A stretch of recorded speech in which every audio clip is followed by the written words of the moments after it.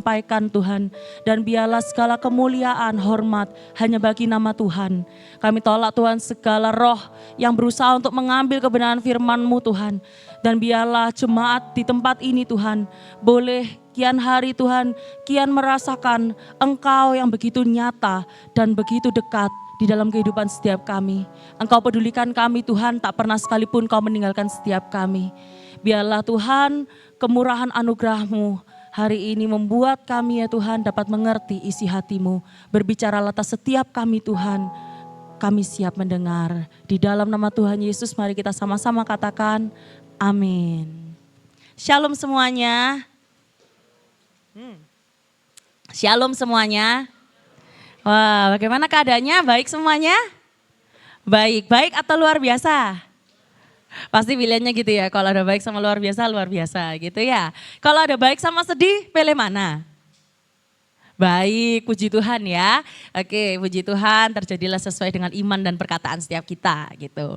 Baik, hari ini puji nama Tuhan kalau diberikan kesempatan untuk sharing gitu. Nah, saya rindu untuk menyampaikan rema Tuhan yang beberapa waktu terakhir ini itu merema di dalam hati saya dan hidup saya. Kalau diberi judulnya mungkin adalah iman yang tak tergoncangkan. Katakan pada kanan kirinya, iman yang tak tergoncangkan. Iman yang tak tergoncang, gak ada suara. Iman yang tak tergoncangkan saudara-saudaraku. Iman yang tak tergoncangkan ya. Nah next, kita ini hidup di dalam berbagai jenis hubungan ya. Kita ini hidup di berbagai jenis hubungan, kita makhluk sosial seperti itu. Sehingga mungkin di dalam prosesnya kita itu melihat bahwa ada beberapa jenis hubungan yang mungkin bisa disimpulkan, kalau saya boleh simpulkan ke dalam dua hubungan ini ya.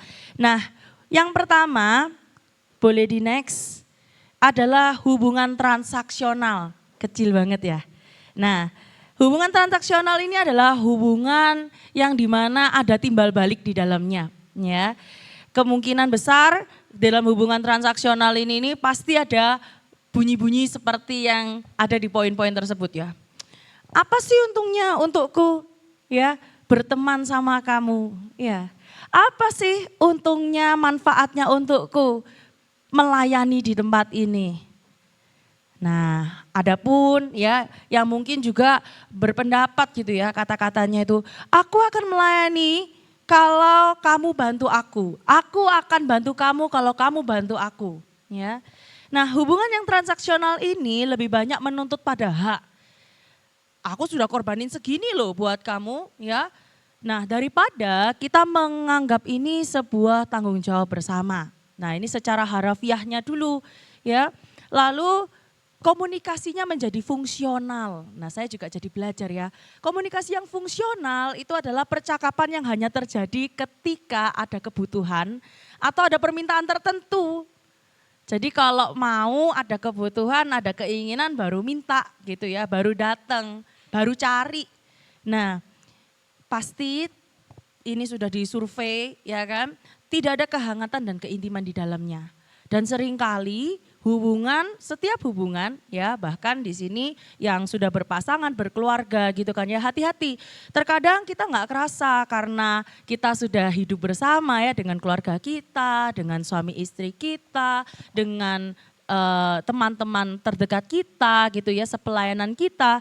Kita kadang tidak terasa kalau hubungan itu sudah tidak lagi hangat teman-teman, sudah nggak lagi intim. Dan komunikasinya cuma sekedar ya udahlah pelayanan gitu kan ya. Ya udahlah ketemu tiap hari ngomongin kerjaan aja, kalau enggak ngomongin anak atau mungkin ngomongin yang seperti itu saja gitu kan ya. Nah, inilah hubungan yang transaksional. Nah, tapi ya ternyata ada lawan katanya saudara-saudaraku ya. Nah, kita mau next. Hubungan yang selanjutnya itu adalah hubungan relasional. Katakan sama-sama, relasional. Relasional itu berasal dari kata relasi. Ya, di sini itu relasi itu menjadi sesuatu yang diutamakan. Ya, nah sehingga ada yang namanya kasih yang tidak bersyarat, kompromi ya, bukan kompromi pada dosa loh ya. Tetapi kita mengkompromikan hal-hal yang sifatnya apa ya, kayak lebih mudah lah untuk mengampuni ya, lebih mudah untuk kita mempertahankan relasi tersebut. Contohnya misalnya kita sama saudara kita atau sama keluarga kita gitu ya. Meskipun ya tersakiti gitu kan ya, mungkin bertengkar beratus-ratus kali sejak kita bayi, bersaudara dengan saudara kita gitu kan ya, dengan papa mama kita gitu. Tapi masih tercatat di kakak masing-masing kan ya. Masih? Enggak. Masihkah saudara-saudaraku ada di kakak? Masih ya, kalau yang udah berkeluarga pasti kakaknya baru ya. Nah kayak gitu. Nah itulah hubungan yang relasional ya. Fokus pada memberi dan membangun ya.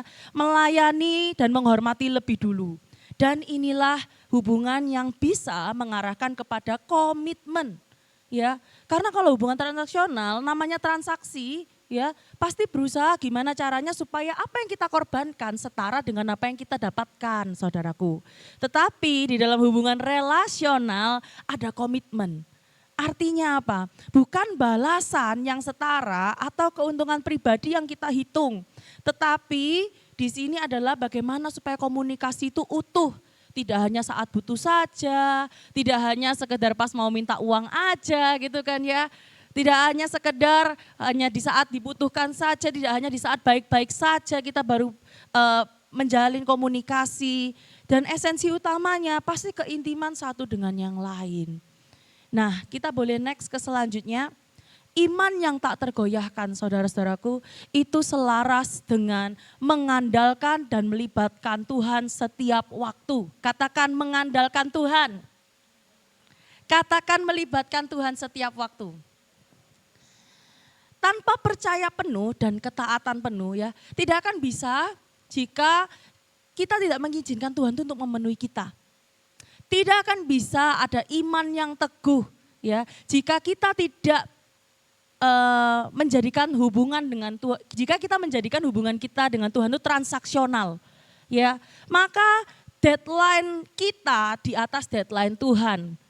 Waktu kita adalah di atas waktu Tuhan. Keinginan kita di atas yang Tuhan ingini.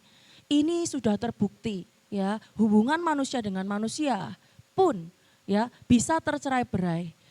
Pasangan suami istri sudah banyak yang bercerai juga bukan karena kehilangan visi, tetapi karena kehilangan komunikasi, keintiman ya. Bagaimana kita saat ini saudara-saudaraku ya memiliki iman yang teguh? Tentu bukan dengan kekuatan kita sendiri ya. Kekuatan kita tidak seberapa, bahkan kita lemah sekali. Tetapi di sini ya kita mau belajar sama-sama rahasia dari iman yang tak tergoyahkan yang Tuhan hendak celikkan bagi setiap kita. Amin ya. Amin. Yuk kita mau next. Hari ini kita akan belajar dari dua tokoh ya. Mereka hidup di zaman yang sama, yaitu Kaleb dan Korah ya, double K ya, Kaleb dan Korah. Nah kejadiannya ini itu kalau kita ingat ya, kejadian pengintai ya. Jadi waktu zaman kepemimpinan Musa ya, Tuhan mengutus lewat Musa ya berapa pengintai? 12 pengintai yang dimana ya, yang dimana 10 dari pengintai tersebut itu ketika memasuki tanah perjanjian ya, mereka mengintai di sana, mereka langsung ketakutan karena mereka merasa wah itu musuhnya besar-besar ya, kita pasti akan kalah dan sebagainya. Namun ada dua pengintai yang memiliki hati yang berbeda. Siapa dan siapa? Kaleb dan Korah, betul? Kaleb dan Joshua, betul, bukan Kaleb dan Korah ya. Nah, Kaleb dan Yosua ya. Nah, kita mau bahas sama-sama ya terkait hubungan transaksional tadi dan relasional ini tadi melalui kisah Alkitab sebagai berikut ya. Kita mau next. Nah, saat bangsa Israel waktu itu ya, mereka bingung mau ke Kanaan atau tidak gitu ya. Ternyata ya 10 pengintai tadi berkata hal yang buruk ya, menakut-nakuti dan sebagainya. Namun lihat ya, kita mau belajar dari karakter Kaleb. Ya, dikatakan di Bilangan 13 ayat 30. Kemudian Kaleb mencoba menenteramkan hati bangsa itu. Di hadapan Musa katanya, tidak, kita akan maju dan menduduki negeri itu sebab kita pasti akan mengalahkannya. Ya, dari mana kekuatan sebesar ini? Kenyataan enggak sih kalau di Kanaan itu orangnya besar-besar? Iya, mereka keturunan Enak. Enak itu adalah bangsa raksasa waktu itu, ya. Dan udah terbukti ya, ini bukan sekedar dongeng belaka. Jadi arkeologis itu banyak sekali menemukan ya kan jejak-jejak sejarah, bahkan juga fosil-fosil yang menunjukkan bahwa memang dahulu itu memang ada giants gitu ya. Orang-orang yang besar, tinggi kayak gitu. Dan itu nyata banget ya, kalau kita lihat sekarang mungkin gak sebesar giant, tapi kita bisa bandingkan lah orang yang di barat ya kan dengan orang di Asia, tinggi kita sangat berbeda ya. Nah itu salah satu buktinya kalau ya memang ada seperti itu di zaman itu. Nah kita mau next terlebih dahulu, saya rindu sebelum kita lanjut kita mau membaca sama-sama di Bilangan 14 ayat 1 sampai 10. Ya, ya kita mau baca, boleh saya dibantu bergantian ya. Bergantian, baik kita mulai sama-sama. Ya. Lalu segenap umat itu mengeluarkan suara nyaring dan bangsa itu menangis pada malam itu. Selanjutnya, bersungut-sungutlah semua orang Israel kepada Musa dan Harun. Ya, dan segenap umat itu berkata kepada mereka, sekiranya kami mati di tanah Mesir atau di padang gurun ini. Mengapakah Tuhan membawa kami ke negeri ini supaya kami tewas oleh pedang dan istri serta anak-anak kami menjadi tawanan? Bukankah lebih baik kami pulang ke Mesir? Dan mereka berkata seorang kepada yang lain, baiklah kita mengangkat seorang pemimpin lalu pulang ke Mesir. Ya, belum selesai. Saudaraku bisa bantu lanjutnya? Lalu 1, 2, 3.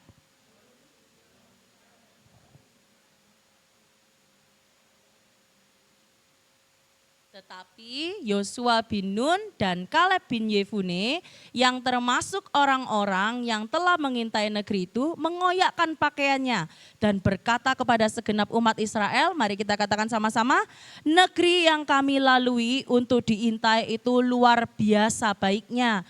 Jika Tuhan berkenan kepada kita, maka Ia akan membawa kita masuk ke negeri itu dan akan memberikannya kepada kita suatu negeri yang berlimpah-limpah susu dan madunya. Hanya janganlah memberontak kepada Tuhan dan janganlah takut kepada bangsa negeri itu, sebab mereka akan kita telan habis. Yang melindungi mereka sudah meninggalkan mereka, sedang Tuhan menyertai kita. Jangan takut kepada mereka. Lalu segenap umat itu mengancam hendak melontari kedua orang itu dengan batu. Tetapi tampaklah kemuliaan Tuhan di kemah pertemuan kepada semua orang Israel. Ya, kelihatannya keren ya, sudah beriman nih, sudah beriman, berharapnya Tuhan langsung bela ya. Tapi enggak, mau dilempari batu dulu gitu kan. Terkadang ketika kita ini berada pada iman kepada Tuhan, itu nampak aneh bagi dunia. Jangankan bagi dunia, mungkin bagi katakan teman-teman kita lah di gereja gitu. Tidak semua selalu berada di dalam kondisi yang stabil teman-teman. Ya, nah jangan takut untuk menjadi beda selagi kita ini berlandaskan kebenaran. Katakan, jangan takut beda apabila kita di dalam kebenaran. Amin ya. Meskipun mau diancam bahkan sampai mau diberikan batu ya, tetapi Tuhan tidak pernah terlambat dan tidak pernah mempermalukan kepercayaan orang-orang yang setia kepadanya. Ya, kita mau next. Nah, ini adalah kata-kata Tuhan kepada Kaleb ya. Katanya, slide-nya masih ada? Oh belum ya. Oke, saya bacakan. Bilangan 14 ayat 24. Tetapi hambaku Kaleb, karena lain jiwa yang ada padanya, dan ia mengikut aku dengan sepenuhnya, akan kubawa masuk ke negeri yang telah dimasukinya itu, dan keturunannya akan memilikinya. Ya, lain jiwa yang ada pada Kaleb. Ia mengikut Tuhan dengan sepenuhnya. Kalau kita mau melihat sama-sama ya, Kaleb. Kaleb itu kalau dari bahasa aslinya itu terdiri dari kata koi dan lev. Ya, koi itu artinya sepenuhnya atau seluruhnya. Lev itu hati, sehingga sepenuh hati atau kesetiaan. Ya, bahkan arti dari nama Kaleb sendiri itu adalah anjing sebenarnya. Ya, bisa dikembalikan ke slide-nya. Nah, jadi Tuhan bicara seperti ini kepada Kaleb, ya, itu di saat apa ternyata? Di saat Kaleb itu sudah menyatakan imannya berbeda, dan ternyata meskipun imannya berbeda, ia tetap harus memasuki padang gurun.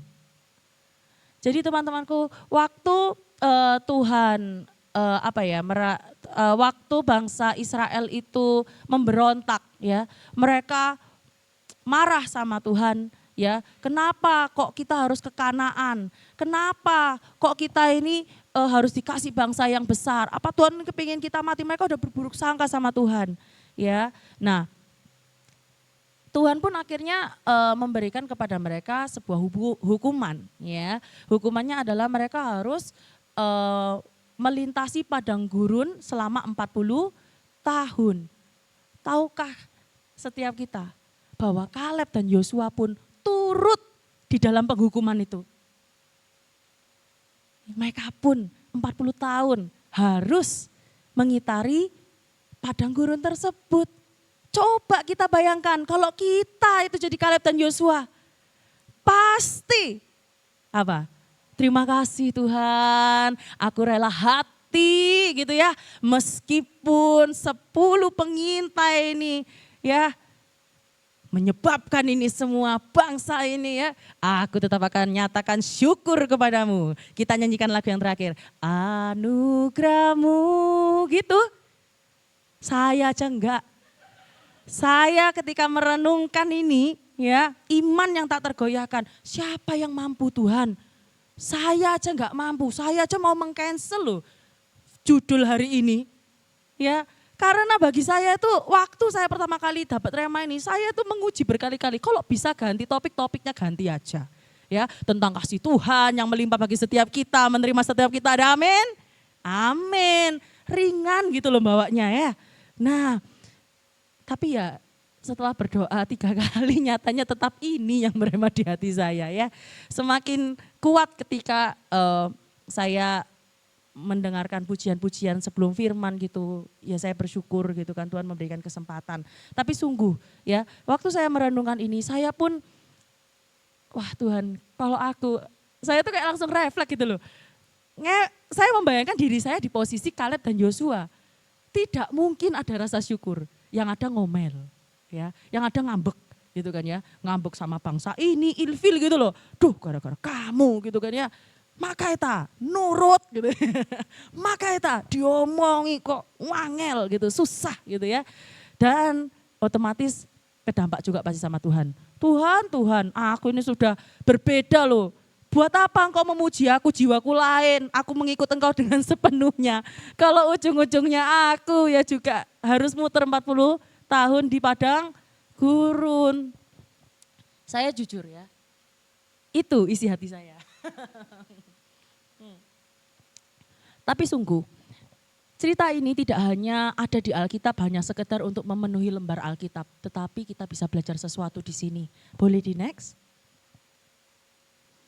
Ya, Kaleb bisa memiliki iman bukan karena Kaleb kuat, bukan karena dirinya superior daripada yang lain. Tapi saya percaya ada hubungan relasional dia dengan Tuhan. Ya, perlulah kita untuk meminta saudara-saudaraku hari-hari ini. Kita perlu meminta roh yang tentram. Ya, dikala keadaan nampak buruk dan sekeliling mempengaruhi untuk ragukan janji Tuhan. Loh saya percaya ya, keadaan buruk itu tidak bisa kita lewatkan. Bahkan Tuhan Yesus pun untuk menebus dosa manusia, salib pun menjadi harganya. Ya, salib Tuhan telah memenangkan itu semua, telah memenangkan setiap keraguan kita. Salib Tuhan telah memenangkan setiap keadaan-keadaan yang nampak buruk untuk kita tetap bisa menyandarkan harap kita kepada Tuhan. Harapan kita kepada Tuhan ialah karena kasih-Nya, karena sifat-Nya yang menjamin setiap kita. Allah kita adalah Allah yang setia. Allah kita adalah Allah yang penuh kasih. Allah kita adalah Allah yang sempurna. Christ is enough. Tidak pernah Tuhan gombal pada setiap kita. Itu yang kita pegang sampai akhir. Bukan keadaan. Bukan siapa yang pergi dan siapa yang datang. Tetapi sungguh ya, mari kita menyandarkan jaminan hidup kita itu kepada siapa? Tuhan. Sifat-sifat Tuhan itu sendiri. Jangan mudah tawar hati, minta kepada Tuhan, bukan dengan positive suggestion ya. Aku tidak tawar hati, aku kuat, aku bisa, aku jagoan neon, ya kan. Aku kan sudah gembala, aku kan sudah melayani Tuhan, aku ini kebal, aku tahu ya Tuhanku. Nah tapi itu cuma di mulut gitu. Nah minta saudara-saudaraku, ada hati yang hancur, ada hati yang benar-benar ingin diselaraskan dengan apa yang Tuhan mau, bukan dengan kehendak kita. Kekuatan kita itu tidak akan bisa. Andai kita berusaha pun pakai positive suggestion tadi ya, kata-kata yang kita positifkan dengan kekuatan kita sendiri. Yang ada adalah antara muka dengan hati kita nggak sinkron. Tak jamin, ya mukanya nggak bersuka cita tapi ngomongnya haleluya, ya. Yang ada adalah ketidaksinkronan karena kita memakai kekuatan kita sendiri.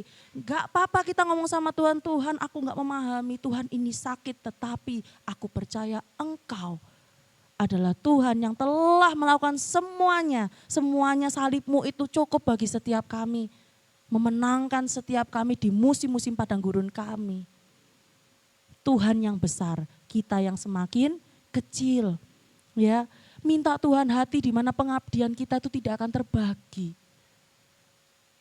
Nah, keep passionate. Ya, ini adalah kata-kata yang membuat saya terharu di Yosua 14 ayat 10 sampai 12.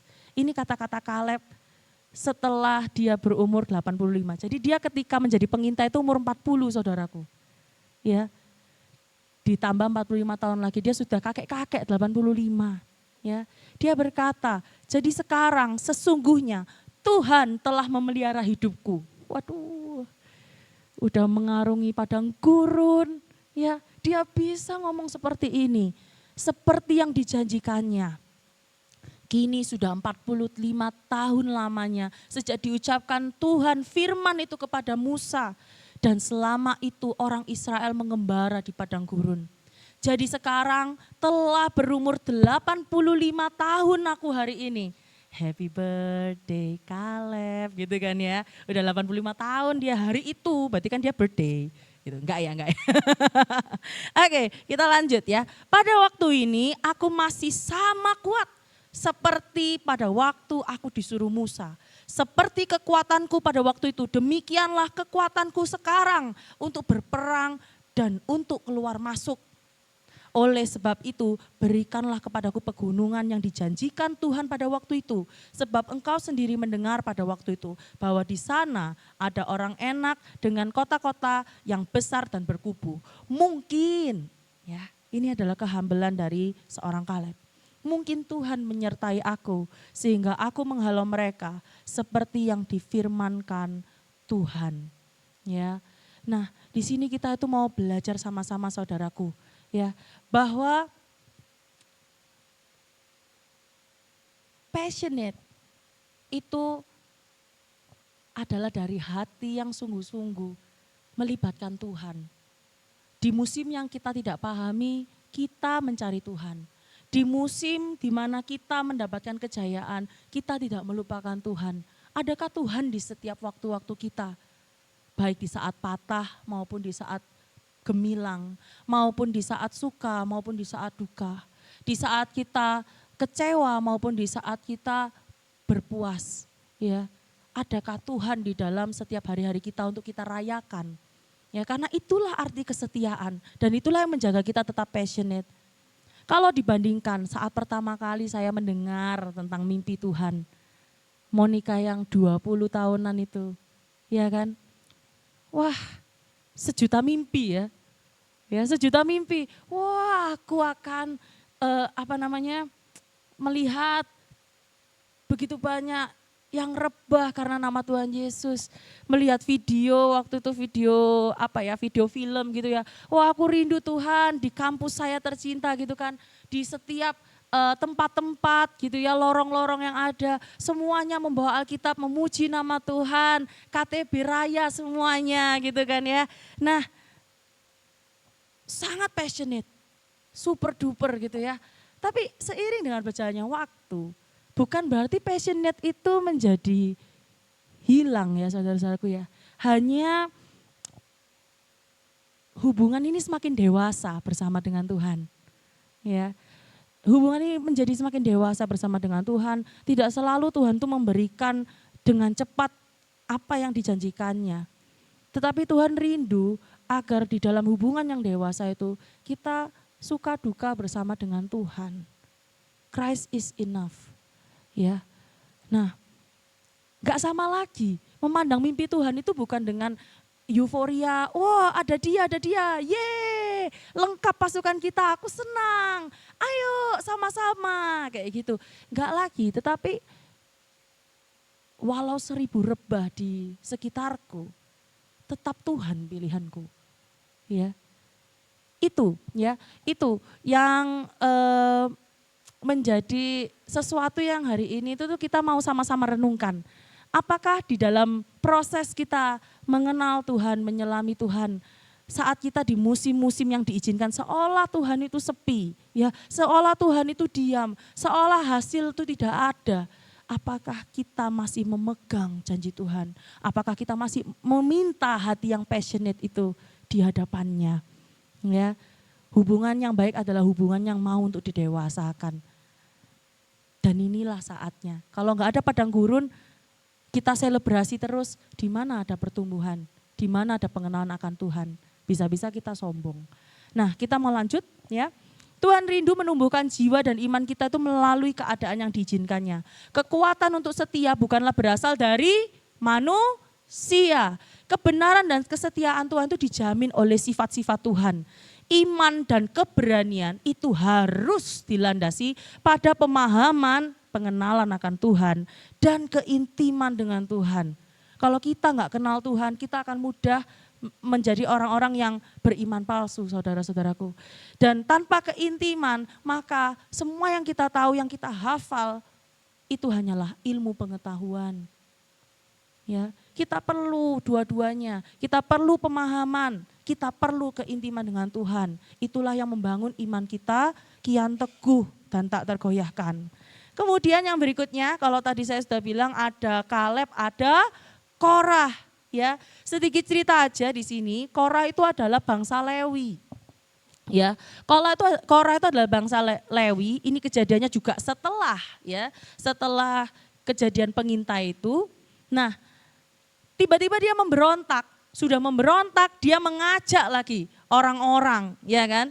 Mengajak orang-orang yang lain untuk ikut-ikutan sama dia. Kalau lihat di bagian bawahnya itu ya, sekarang cukuplah itu, ya. Segenap umat itu adalah yang mana ya? Maka mereka berkumpul mengumumkan, oh ya, yang ini benar. Jadi dia ngomong, ya, cukuplah itu. Segenap umat itu adalah orang-orang kudus dan Tuhan ada di tengah-tengah mereka. Mengapakah kamu meninggi-ninggikan diri di atas jemaah Tuhan?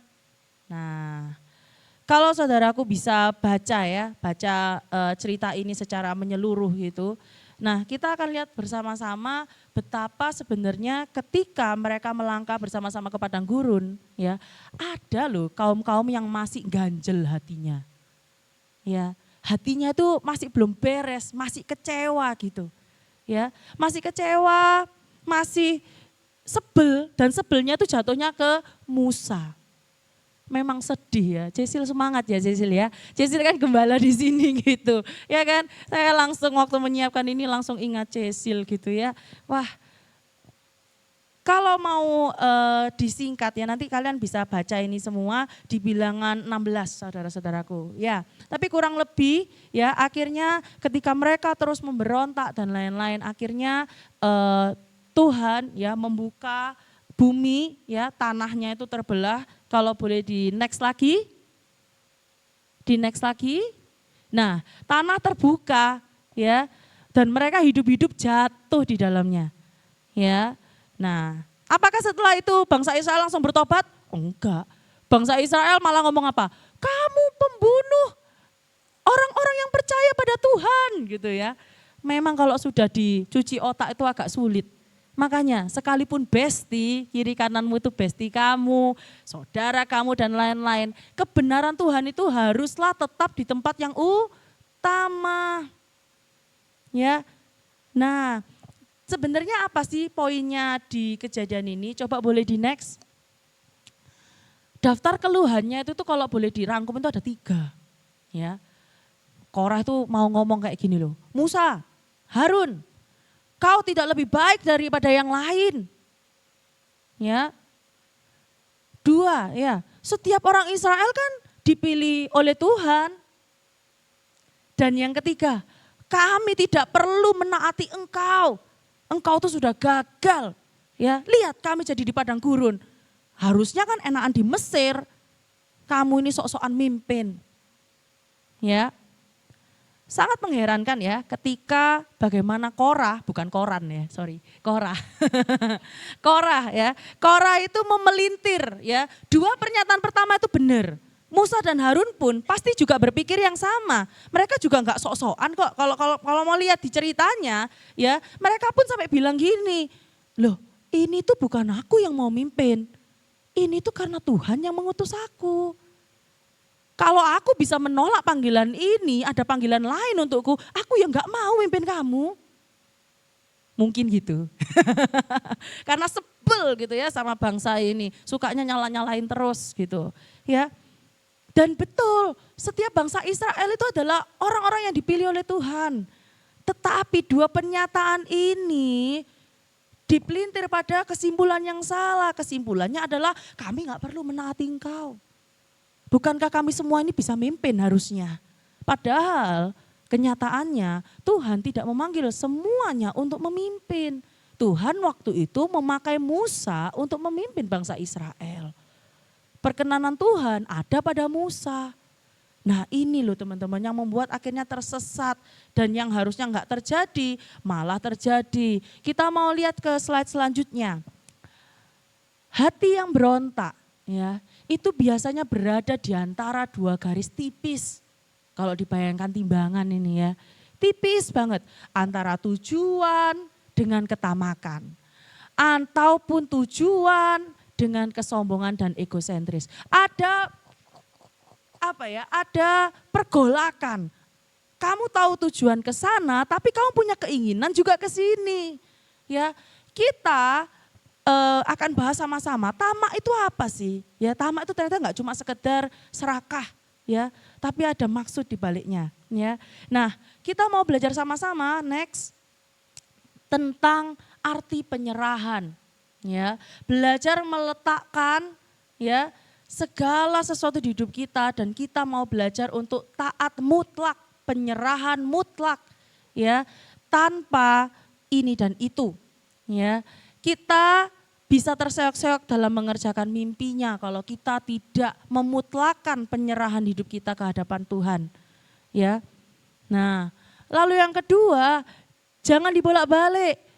Jangan menggunakan bagian dari firman Tuhan untuk mendukung keinginan kita. Sebaliknya izinkan keseluruhan firman Tuhan membentuk keinginan kita. Keinginan kita dibentuk dari firman-Nya, dari hasratnya. Ya. Dan jangan biarkan kebenaran di 1-2 kejadian itu menjadi tolak ukurmu untuk menilai Tuhan. Ya, itu dapat membuat kita memiliki kesimpulan yang salah. Kejadian buruk bukan berarti Tuhan buruk. Katakan pada kanan kirinya, kejadian buruk bukan berarti Tuhan buruk. Ayo saudara-saudaraku, ini iman setiap kita loh. Katakan pada kanan kirinya, jadi berkat hari ini. Kejadian buruk tidaklah berarti Tuhan buruk. Ya. Nah, mari kita mau sama-sama. Ya, kita mau sama-sama apa? Kita mau sama-sama bertobat. Ya. Kalau kita mau lanjutkan, next. Di Roma 2 ayat 4-8 dikatakan, maukah engkau menganggap sepi kekayaan kemurahannya, kesabarannya, dan kelapangan hatinya? Tidakkah engkau tahu bahwa maksud kemurahan Allah ialah untuk menuntun engkau kepada pertobatan? Tetapi oleh kekerasan hatimu yang tidak mau bertobat, engkau menimbun murka atas dirimu sendiri. Pada hari waktu mana murka dan hukuman Allah yang adil akan dinyatakan. Ia akan membalas setiap orang menurut perbuatannya, yaitu hidup kekal kepada mereka yang dengan tekun berbuat baik, mencari kemuliaan, kehormatan, dan ketidakbinasaan. Tetapi murka dan geram kepada mereka yang mencari kepentingan sendiri, yang tidak taat pada kebenaran, melainkan taat pada kelaliman. Ya, maukah kita menganggap sepi kekayaan kemurahannya, menganggap sepi kesabaran Tuhan dan kelapangan hatinya, hanya karena yang saya tahu ya, Iga ban gembos, rantai putus gitu ya. Apakah maukah engkau menganggap sepi kemurahan dan kesabaran Tuhan, Iga? Ya, atau mungkin yang punya kejadian-kejadian yang menyedihkan baru-baru ini, apakah hanya karena ya nggak bertemu sama Christian beberapa detik, Eli, kamu mau menganggap sepi kekayaan kemurahannya, kesabarannya, dan kelapangan hatinya? Tidak tahukah kamu maksud kemurahan Allah adalah untuk menuntun kita pada, gak ada contekannya, pada pertobatan saudaraku. Pada apa? Pertobatan.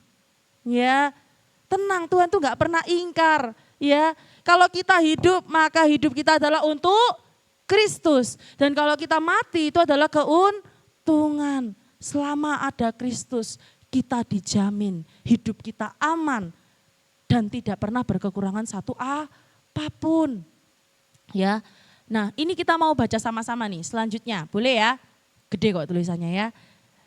Ini adalah doa yang harusnya kita panjatkan ketika padang gurun ada di dalam hidup kita, saudara-saudaraku. Diambil dari Mazmur 119 ayat 116 sampai 117. Yuk kita mau baca sama-sama ya. 3, 2, 1. Topanglah aku sesuai dengan janjimu, supaya aku hidup dan janganlah membuat aku malu dalam pengharapanku. Sokonglah aku supaya aku selamat. Aku hendak bersukacita dalam ketetapan-ketetapanmu senantiasa. Ini ayat adalah ayat yang ada di poster Happy Birthday yang waktu itu dibikinin dari CMC West. Terima kasih ya.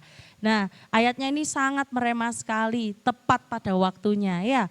Topanglah aku sesuai dengan janjimu supaya aku hidup. Kalau kita nggak ditopang sama Tuhan, kita nggak bisa. Ya, janganlah membuat aku malu Tuhan dalam pengharapanku. Yang lain boleh berlalu, tetapi jangan pengharapanku padamu. Sokong aku Tuhan supaya aku selamat. Dan hendaklah aku bersukacita di dalam ketetapan-ketetapanmu senantiasa. Nah, kesimpulannya saudara-saudaraku, next slide. Your loyalty is the fruit of love. Tidak mungkin ada kesetiaan kalau tidak ada cinta. Ya. Kenapa kita itu mau ya untuk setia kepada Tuhan? Karena kita tahu Tuhan itu mengasihi setiap kita. Ya. Nah, Yesus telah mengasihi kita lebih dulu. Salibnya itu menuntaskan dan menggenapi kasih yang tidak bisa diberikan oleh siapapun. Sekalipun orang yang kita kasih mencintai setiap kita, berkomitmen bagi setiap kita. Tapi percayalah, maut akan memisahkan. Setiap kita tidak perlu menunggu semua itu pasti ada selesainya masing-masing. Gitu. Dan kalau kita berharapnya adalah kepada sesuatu yang fana, ya sesuatu yang bisa ditelan oleh waktu, betapa kita bisa kecewa sangat amat. Saya tahu saya punya kenalan di mana dia ya imannya mulai gugur karena dia ayahnya meninggal. Ya. Saya bukan bilang bahwa kapok kayak gitu, enggak. Tapi saudaraku, sungguh ya, semua itu akan berlalu, tetapi cinta Tuhan, salibnya itu kekal, menjamin setiap kita. Tuhan tahu bahwa bayangkanlah sepanjang umur kita semakin berumur, ya itu kita bukannya semakin kuat loh. Tubuh kita itu semakin pada kesudahannya, ya. Tidak hanya tubuh, pikiran kita juga pasti akan pada kesudahannya. Mau kita olahraga, makan sehat, bersih, apapun itu. Ya, anak-anak, baik yang punya anak maupun gak punya anak gitu kan, pasti akan meninggalkan kita suatu saat nanti. Ya, pasangan kita juga pasti akan, entah kita atau dia duluan yang akan meninggalkan kita. Orang tua kita juga pasti akan pada kesudahannya. Tinggal menunggu kita dulu atau mereka dulu. Semuanya pasti akan seperti itu. Tetapi salibnya mampukan kita ya untuk mengatasi segala macam keadaan, baik maupun buruk, kecewa maupun bahagia. Ya, salibnya itu mampukan kita untuk mengasihi dia sampai akhir. Sekalipun gunung itu tidak berpindah, saudaraku. Sekalipun apa yang ku kehendaki itu harus ku lepas, harus kita lepas. Kita tidak akan undur menaruh harap kita pada Tuhan. Ya, salibnya memampukan kita untuk mengalahkan ketamakan, keserakahan. Ya, kita serakah kadang. Kita maunya waktuku, caraku, dan penyertaan Tuhan at the same time. Kita maunya caraku, dan mau juga janji Tuhan at the same time. Gak bisa, carilah perkenanan Tuhan dengan segala kebenarannya terlebih dahulu. Maka semuanya akan ditata sama Tuhan. Ya, semuanya itu akan ditata. Percayalah, manusia ketika dia menata dengan caranya sendiri, dia akan menanggung akibatnya sendiri. Enakan ditatain Tuhan. Itu kesaksian saya. Sekalipun harus bergelinang air mata, ya kadang nggak paham kenapa. Tapi ditatain sama Tuhan, itu adalah pilihan terbaik.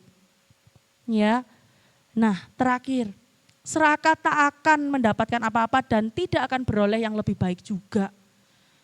Ingini penyertaannya dan miliki rasa aman dalam jalan serta waktu Tuhan. You're in his good hand. Kita ada di tangan yang tepat. Katakan pada kanan kiri kita ada di tangan yang tepat. Kita ada di tangan yang tepat. Dia, Tuhan kita, Yesus Kristus, membawa kita sejauh ini bukan untuk meninggalkan setiap kita di lembah. Percayalah. Ya.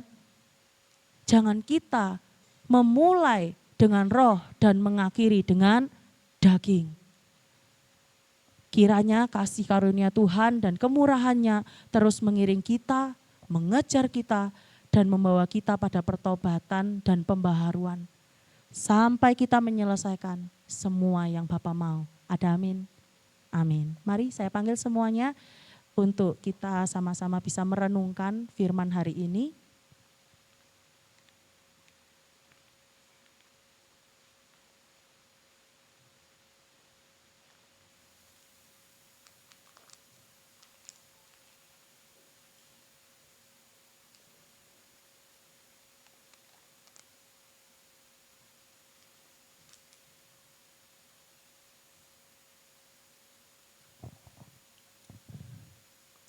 Mari kita sama-sama tundukkan kepala kita.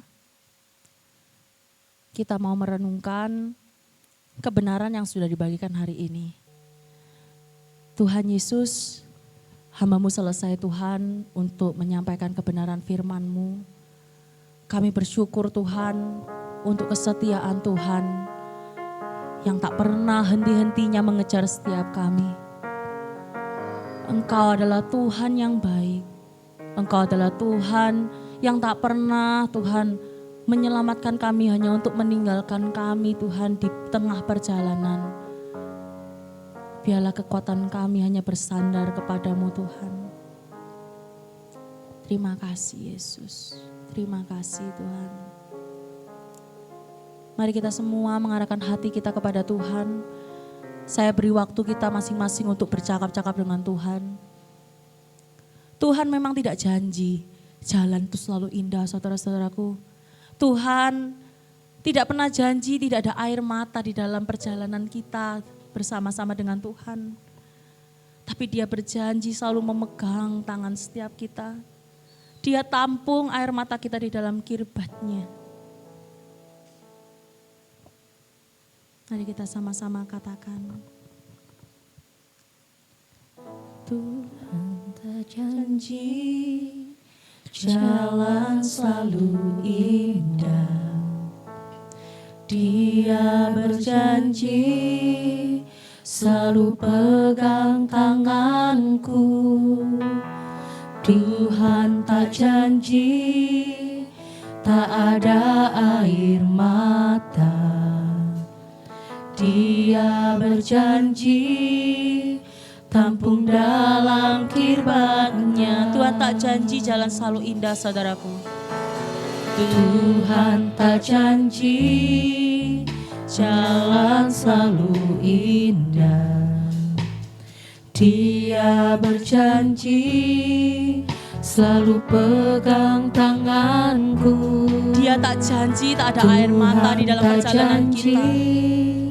Tak ada air mata. Tapi air matamu tidak pernah disia-siakannya, saudaraku. Dia berjanji tampung dalam kirbat-Nya. Jamah hati kami, jamah hatiku, jamah hidupku, jadi saksi yang hidup dan berkat yang mulia.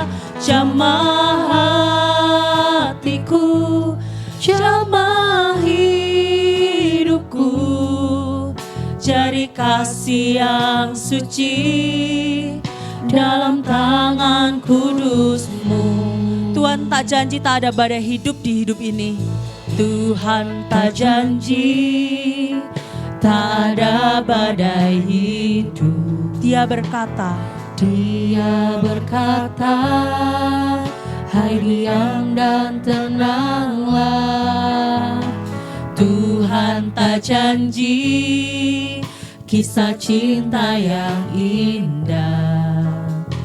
Dia berkata ada kasih yang suci. Jamah hati kami Tuhan, jamah hatiku, jamah hidupku, jadi saksi yang hidup dan berkat yang mulia. Jamah hatiku, jamah hidupku, jadi kasih yang suci dalam tangan kudus-Mu. Jamah hati kami Tuhan, jamah hatiku, jamah hidupku, jadi saksi yang hidup dan berkat yang mulia. Jamah hatiku, jamah hidupku, jadi kasih yang suci dalam tangan kudus-Mu. Saudaraku, saat ini kita memiliki hubungan bersama dengan Tuhan. Ampuni setiap kami ya Tuhan yang sudah menjauh dari Engkau. Ampuni kami ya Tuhan yang menutupi Tuhan segala sesuatu Tuhan. Karena kami tidak mau terlihat lemah Tuhan. Kami bawa Tuhan semua kerapuan hati kami karena kami percaya salib-Mu Tuhan telah menanggung itu semuanya ya Bapak. Ketidakmampuan kami untuk kami bisa ya Bapak mendapatkan Engkau ya Bapak. Pribadi yang paling mengasihi setiap kami. Jika jalan kami ya Tuhan saat ini penuh dengan pertanyaan, penuh dengan kegalauan, penuh Tuhan mungkin dengan kepalsuan Tuhan. Kami rindu Tuhan Engkau kembalikan kami ke jalan-jalan-Mu. Iman yang sejati bukanlah saat kita melihat gunung itu berpindah saudaraku. Tetapi iman yang sejati itu adalah ketika kita juga bisa melihat pada Tuhan ketika gunung itu tidak berpindah sekalipun. Masalah boleh ada tetapi Tuhan tidak meninggalkan. Kenyataan hidup kita mungkin tidak bisa diubah, tetapi Tuhan belum selesai berperkara pada setiap kita. Syarabaya Rama Syarabasi Karabaya So.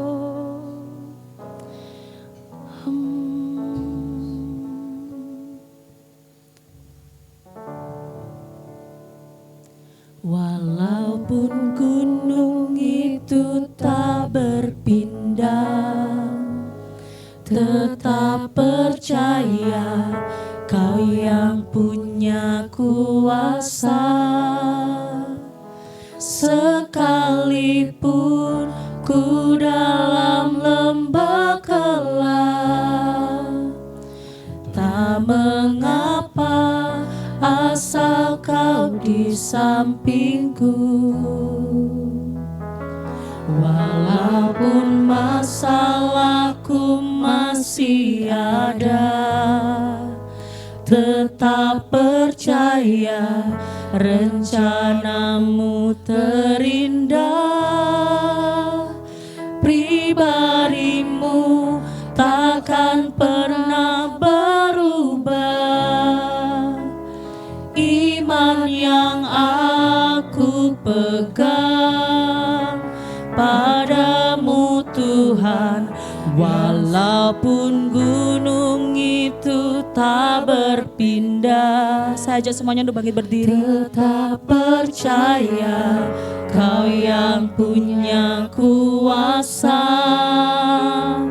Sekalipun ku dalam lembah kelam, tak mengapa asal Kau di sampingku. Walau masalah itu belum selesai saudaraku, tetap percaya rencana Tuhan dalam hidup kita itu indah. Tetap percaya Tuhan tidak menyerah pada setiap kita. Dia belum selesai. Pribadi-Mu takkan pernah berubah. Iman yang aku pegang padamu Tuhan yang setia. Mari kita sama-sama dengan iman kita sama-sama serukan. Aku bertanya, apakah masih ada harapan? Melewati tangisan, melewati tangisan, rasa sesak di dada. Imanku berkata, imanku berkata, Tuhanku, Tuhanku yang pegang kuasa. Dia selalu bekerja. Dia selalu bekerja. Meski mata ku tak melihat, walaupun gunung itu tak berpindah, tetap percaya Kau yang punya kuasa. Sekalipun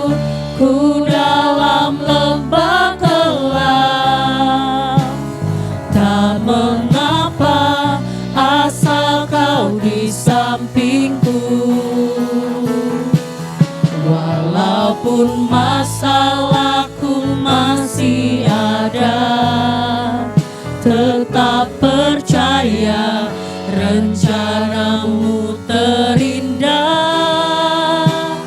Pribadimu takkan pernah berubah. Ini iman kami Tuhan. Iman yang aku pegang padamu Tuhan yang setia. Oh, walaupun gunung itu tak berpindah, kami tetap percaya. Kami tetap percaya kok Tuhan yang sama bagi setiap kami Tuhan. Kau berkuasa atas setiap kami. Sekalipun ku dalam lembah kelam, tak mengapa asal kau di sampingku.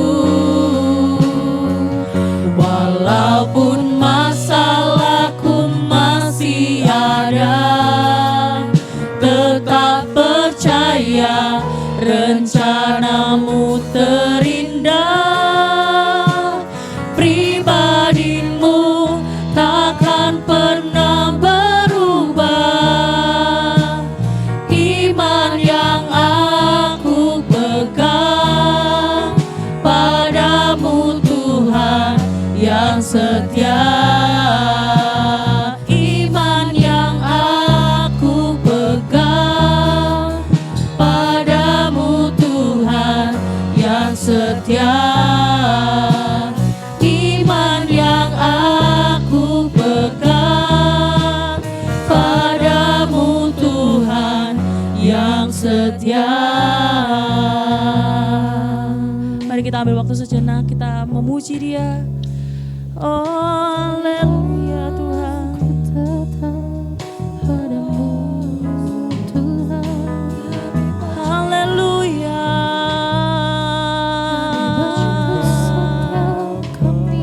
Haleluya Tuhan.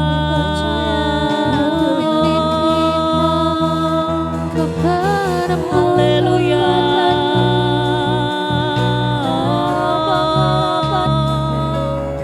Kau cukup bagi kami Tuhan.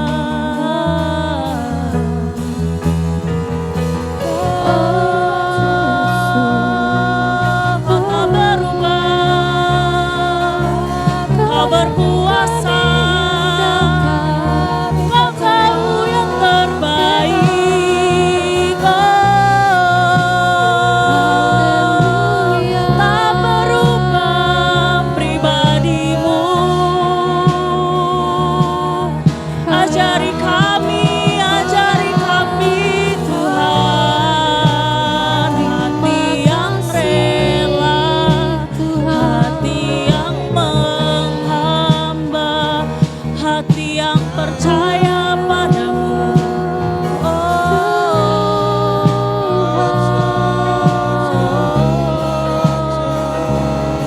Kami taruh pengharapan kami di dalam-Mu. Tuhan masih berperkara pada setiap kita sampai hari ini dan sampai selama-lamanya. Maukah kita tidak memandang sepi, kemurahan, kekayaan, kasih Tuhan, kesabarannya, kelapangan hatinya selama ini untuk membimbing setiap kita. Saudaraku, zaman sudah banyak berubah. Banyak nilai-nilai yang sudah mulai berubah. Ada sebuah lagu yang saya diingatkan Tuhan berjudul Hineni. Lagu ini benar-benar lagu yang penyerahan kepada Tuhan. Tapi hari-hari ini lagu ini sudah banyak diganti liriknya. Artinya tidak sama. Tapi biarlah kita boleh belajar kembali. Generasi lintas generasi. Kita mau belajar sama-sama arti penyerahan total di hadapan Tuhan.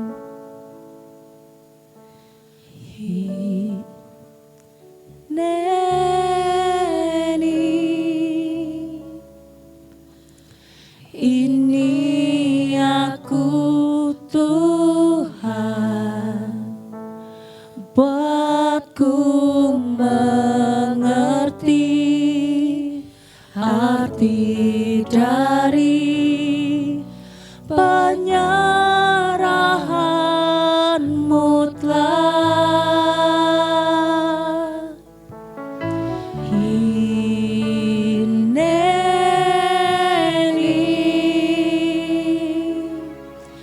utus aku Tuhan, inilah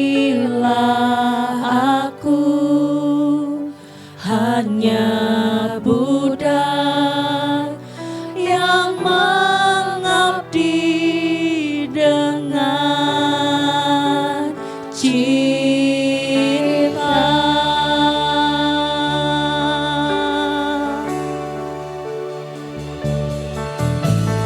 Hineni,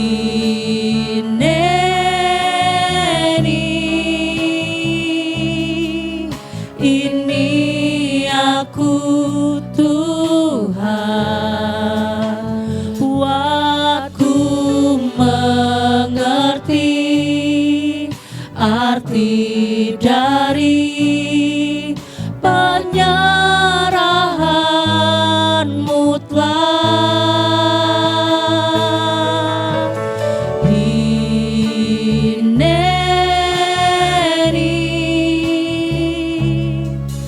utus aku Tuhan, inilah aku, hanya budak yang mengabdi dengan cinta. Sekali lagi sama-sama kita katakan,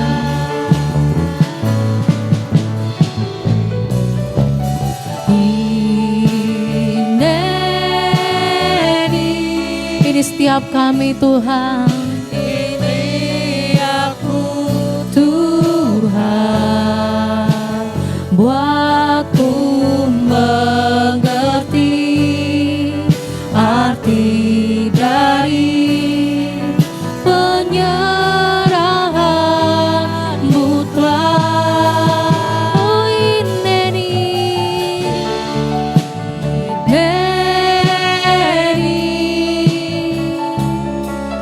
Oh, utus aku Tuhan, inilah aku, hanya budak yang mengabdi dengan cinta. Inilah aku, hanya budak yang mengabdi dengan cinta. Inilah aku, hanya budak yang mengabdi dengan cinta.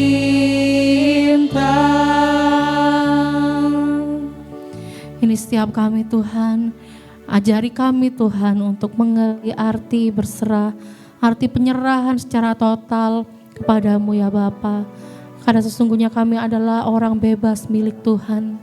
Kami adalah milik kepunyaanmu Tuhan. Engkau sendiri yang boleh memakai dengan kesukaan hatimu ya Yesus. Bentuk setiap kami hari lepas hari, sehingga kami boleh memiliki iman yang tidak tergoncangkan kepada Engkau Tuhan.